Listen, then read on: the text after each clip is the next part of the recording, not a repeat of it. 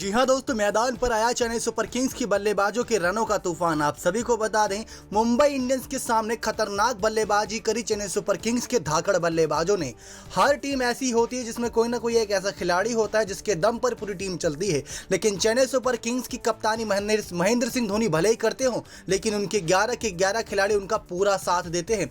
जिस टीम ने यानी कि बैंगलोर ने मोइन अली को रिलीज कर दिया था, उसका हाथ थामा चेन्नई सुपर किंग्स ने, और फिर मोइन अली ने निराश भी नहीं किया चेन्नई सुपर किंग्स को। एक के बाद एक दमदार पारी वो खेलते जा रहे हैं। आईपीएल 2021 का थर्ड हाईएस्ट रन स्कोर बनाया दोस्तों इस मुकाबले में। 218 4 विकेट के नुकसान पर चेन्नई सुपर किंग्स ने पहले बल्लेबाजी करते हुए बना दिए। दिल्ली का दोस्तों ये स्टेडियम अरुण जेटली स्टेडियम कोई बड़ा स्टेडियम नहीं है, ज़्यादा चौके छक्के की बरसात होती, लेकिन पिछले 3 मुकाबले लगातार 171 पर ही रुक रहे थे।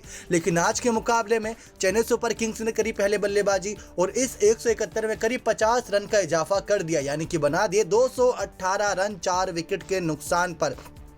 सबसे घातक बल्लेबाज दोस्तों अंबाती रायडू साबित हुए, जो इस सीजन पूरी तरीके से शांत थे। वो 7वें मैच में पता नहीं क्या हुआ इनको कि रनों का तूफान ले आए मैदान पर। 27 गेंद में 72 रन ठोक दिए दोस्तों इस बल्लेबाज ने। किसी मैच में रविंद्र जडेजा हीरो बनते हैं, किसी मैच में फैफ डु प्लेसिस, तो किसी मैच में ऋतुराज गायकवाड़, तो किसी मैच में दीपक चहर। यही खासियत है दोस्तों कि महेंद्र सिंह धोनी हर खिलाड़ी से काम लेना जानते हैं। अगर उनकी बैटिंग लाइनअप देखी जाए दोस्तों, तो दीपक चहर भी आके चौके छक्के ठोक सकता है लास्ट में। ये जज्बा, ये मंत्र बता देते हैं अपने खिलाड़ी को महेंद्र सिंह धोनी। इसी वजह से दोस्तों वर्ल्ड के बेस्ट कैप्टन माने जाते हैं महेंद्र सिंह धोनी। बाकी टीमों की अगर पहली विकेट बहुत जल्दी गिर जाए तो बहुत जल्दी इनकी विकेटें गिरती हैं, लेकिन चेन्नई सुपर किंग्स की विकेटों के साथ ऐसा नहीं हुआ। चलिए आपको बताते हैं शुरू से क्या कुछ खास देखने को मिला, कैसे पोलार्ड ने वो कैच छोड़ी, कैसे मौके को आजमाया दोनों हाथों से अंबाती रायडू ने। जडेजा रह गए शांत, लेकिन दूसरी तरफ से रायडू ले आए रनों का तूफान। तो दोस्तों सबसे पहले बात करते हैं टॉस की और टीम की। मुंबई इंडियंस के कैप्टन रोहित शर्मा के पक्ष में गिरा था टॉस, पहले गेंदबाजी का फैसला किया था। उन्होंने यही कहा था कि हम पहले गेंदबाजी करेंगे क्योंकि लास्ट में चेस करना एक तरीके से फायदेमंद रहता है। और हमने देखा भी मुंबई कोई कमजोर टीम तो है नहीं दोस्तों, यहाँ तक कि चेन्नई के खिलाफ उसके आंकड़े और भी ज़्यादा बेहतर हो जाते हैं।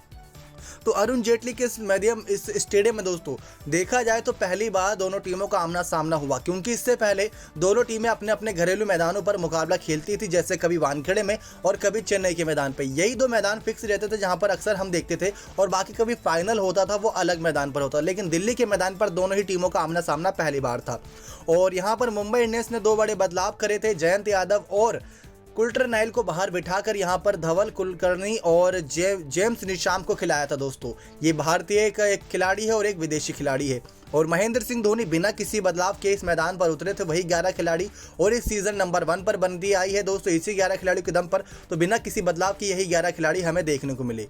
बल्लेबाजी करने के लिए उतरी मैन एंड येलो की टीम यानी कि चेन्नई सुपर किंग्स। शुरुआत में हमने देखा ऋतुराज गायकवाड़ इस सीजन दमदार प्रदर्शन कर रहे हैं। शुरुआती 3 मुकाबले इनके पक्ष में नहीं गए थे, लेकिन उसके बाद फैफ डु प्लेसिस के साथ बहुत अच्छी ओपनिंग साझेदारी बनाई। कह सकते हैं कि इस सीजन की सबसे अच्छी ओपनिंग हमें इन्हीं के बैट से देखने को मिल रही है, फैफ और ऋतुराज के बल्ले से। लेकिन उसके बाद हमने ये देखा कि आज के मैच में ट्रेंट बोल्ट ने बहुत जल्दी, यानी कि ओवर पहला ही था और उसकी चौथी गेंद थी, 4 ही रन बने थे चेन्नई सुपर किंग्स से और विकेट गिर गया था। तो सभी को ये लगा कि ये मैच भी चेन्नई के पक्ष से निकल जाएगा और मुंबई इंडियंस जो चेन्नई सुपर किंग्स से सालों पर राज करती आई है, उनको बहुत बार हराया है, ये मुकाबला भी मुंबई आसानी से जीत जाएगी। लेकिन इतना आसान नहीं है, क्योंकि पीछे एक मास्टरमाइंड महेंद्र सिंह धोनी बैठे हैं और उनके सामने वो 11 खिलाड़ी हैं जिनका इस्तेमाल करना वो जानते हैं। तो यहाँ पर फिर उन्होंने नंबर 3 पर मोइन अली को भेज दिया। दोस्तों हमने कोलकाता नाइट राइडर की तरफ से देखा है, हमने कई बार रॉयल चैलेंजर बेंगलोर की तरफ से देखा है कि कोलकाता नाइट राइडर अपने एक खिलाड़ी सुनील नारायण का इस्तेमाल ऑलराउंडर के रूप में करती है और उनको ज़्यादा रन बनाने के लिए, तेजी से रन बनाने के लिए मिडिल ऑर्डर में भेज देती है। लेकिन सुनील नारायण वो काम नहीं कर पाते जो मोइन अली कर रहे हैं। मोइन अली की कोई कमजोरी नहीं, कोई ताकत नहीं, ये सिर्फ बल्ला चलाते हैं। तो फैफ डु प्लेसिस और मोइन अली के बीच जो पार्टनरशिप जमी दोस्तों, वो 108 रनों की पार्टनरशिप जमी, क्योंकि 4 रन पर पहला विकेट आ गया था, फिर दूसरा विकेट आया था 112 रन पर मोइन अली का। तब ओवर हुए थे 10वां ओवर, 5वीं गेंद थी। अक्सर हम देखते हैं कि दोनों टीमों में जब बल्लेबाजी होती है तो खासकर ये रणनीति बल्लेबाजों में दिखती है कि एक छोर को थामे रहेगा, दूसरा बड़ी तेजी से शॉट खेलता हुआ रनों की गति को बढ़ाता रहेगा। एक सिंगल डबल से बात करेगा, एक चौके छक्के से बात करेगा।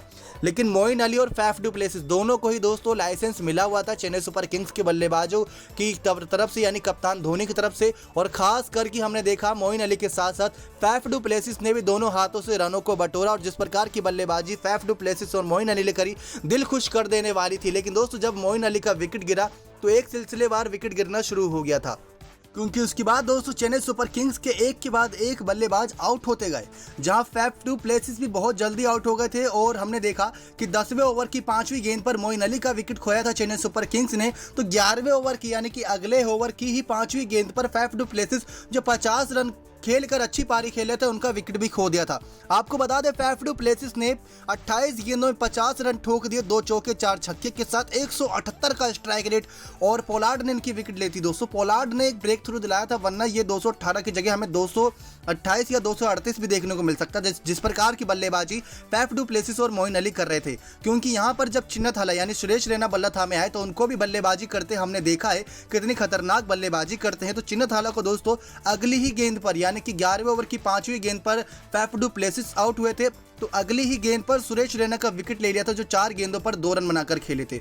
आज के मैच में खास बात यह देखने को मिली, ना ही एलबीडब्ल्यू, ना ही विकेट, ना ही रन आउट किया, सिर्फ और सिर्फ कैच उठाई सभी बल्लेबाजों ने, क्योंकि सभी अच्छी बल्लेबाजी कर रहे थे, छक्का मारने की कोशिश में और अच्छी बल्लेबाजी की कोशिश में ही कैच उठाई। 2 विकेट यहाँ पोलार्ड ने लगातार बैक टू बैक ली थी, 1 विकेट बोल्ट ने, 1 विकेट बुमराह के खाते में गई। लेकिन उसके बाद यहाँ पर सुरेश रैना की विकेट लेकर सब खुश तो बहुत हुए कि चलिए विकेट मिल गई, फिर फैफ डू प्लेसिस भी आउट हो गए।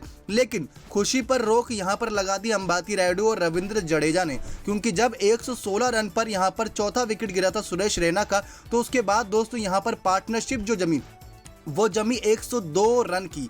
जी हाँ दोस्तों 102 रन की पार्टनरशिप जमी, जिसके बाद हमने देखा कि महज 48 गेंदों में 102 रन जड़ दिए रविंद्र जडेजा और अंबाती रायडू ने, जिसमें से रविंद्र जडेजा का योगदान सिर्फ 22 गेंदों में 22 रन का था, 2 चौके की मदद से। लेकिन अंबाती रायडू 27 गेंदों में 72 रन की पारी, 4 चौके 7 छक्के के साथ 266 का स्ट्राइक रेट था दोस्तों इस बल्लेबाज का, जब इसके सामने विश्व के बहुत दिग्गज गेंदबाज जसप्रीत बुमराह, ट्रेंट बोल्ट, राहुल चहर और धवन कुलकर्णी जैसे गेंदबाजी कर रहे थे, उसके बावजूद अंबाती रायडू को रोक नहीं पाए। दोस्तों ये कह सकते हैं एक तरीके से इतिहास दोहराया। दोस्तों इतिहास के पन्नों की तरफ आपको लेके चले तो आईपीएल 2020 का स्कोर कार्ड ये कहता है कि पिछली साल भी जब चेन्नई सुपर किंग्स मुसीबत में फंसी थी तो उनकी नैया भी दोस्तों पार लगाने के लिए सिर्फ और सिर्फ एक नाम सामने था, वो था Ambati Rayudu. Faf du Plessis, Moeen Ali ने अच्छा काम किया, लेकिन अंबाती रायडू ने एक मैच विनिंग पारी खेली। जो मैच लगभग जीतना चाहती थी चेन्नई सुपर किंग्स, उसको पूरी तरीके से चेन्नई सुपर किंग्स के पक्ष में दोस्तों डाल दिया।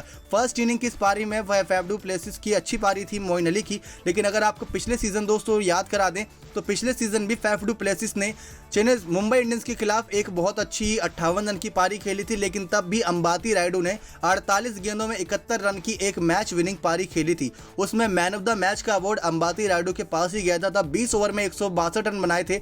9 विकेट के नुकसान पर मुंबई इंडियंस ने पहले बल्लेबाजी करते हुए चेस करने उतरी थी चेन्नई सुपर किंग्स, तो 19वें ओवर की दूसरी गेंद तक 166 5 विकेट के नुकसान पर बना दिए थे और जीत दर्ज कर ली थी 4 गेंद पहले 5 विकेट से। लेकिन मुंबई इंडियंस के सामने आज बहुत बड़ी, हद से ज़्यादा बड़ी चुनौती, क्योंकि दोस्तों एक तो पहले पॉइंट्स टेबल का प्रेशर, अगर पॉइंट्स टेबल में 1-2 मैच लगातार हारती और जो उनसे नीचे वाली टीम है 1-2 मैच लगातार वो जीतती हैं, तो मुंबई इंडियंस को पीछे करके वो टीमें ऊपर आ जाएंगी। क्योंकि अगर आज मुंबई हारी तो 7 में से 3 मैच इनकी जीत है और 4 मैच में हार है। और पंजाब किंग्स भी देखा जाए तो 7 में से 3 ही जीती है, 4 वो हारी है। अगला मुकाबला इनका दिल्ली कैपिटल्स के साथ है। अगर वो जीत जाती है तो मुंबई 5वें पर और पंजाब 4थे पर आ जाएगी। लेकिन चेन्नई सुपर किंग्स 6 में से 5 मैच जीत चुकी है। अगर ये हारती है तो इनके 7 में से 5 जीत, 2 हार हो जाएगी, लेकिन फिर भी पॉइंट्स टेबल पे नंबर 1 पे बनी रहेगी, क्योंकि इनका जो नेट रन रेट है वो बहुत ज़बरदस्त है दोस्तों।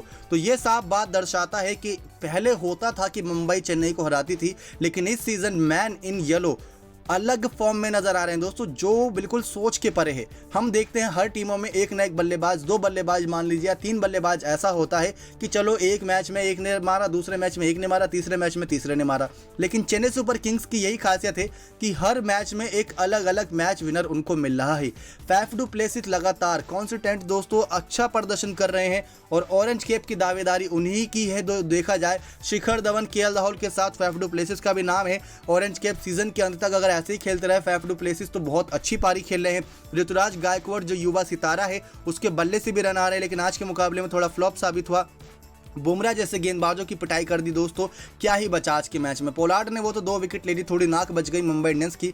और रोहित शर्मा की कप्तानी की तारीफ करेंगे कि जब 5 गेंदबाज जो मेन गेंदबाज थे वो असफल साबित हुए तो उन्होंने किरण पोलार्ड की तरफ रुख किया, तो उसी ओवर में किरण पोलार्ड ने उनको 2 विकेट लेके दे दी थी। ये खासियत है दोस्तों रोहित शर्मा की कि उन्होंने चलिए अच्छे मौके पर अच्छा फैसला लिया। लेकिन अब देखना दिलचस्प है कि मुंबई इंडियंस के पास एक कम बल्लेबाज पहले से ही है, क्योंकि वो ईशान किशन को खिला नहीं रहे हैं। तो यहाँ पर कैसे वो जीत दर्ज करती है। Quinton de Kock, Rohit Sharma opening, Surya Kumar Yadav number 3, number 4 पर कुरनाल पंड्या, 5 पर हार्दिक पांड्या, 6 पर किरण पोलार्ड। उसके बाद सारे ऑलराउंडर खिलाड़ी, मतलब मान लीजिए दोस्तों बल्ला चलाना ही जानते हैं, राहुल चहर, जेम्स निशाम। अब देखना दिलचस्प है कि कैसे ये चेस करती है 218, यानी अब बनाने हैं 219 रन सिर्फ 120 गेंदों में मुंबई इंडियंस को। मैच नंबर 227 IPL 2021 सीजन 14 का धमाकेदार मुकाबला। नेक्स्ट 9 स्पोर्ट्स की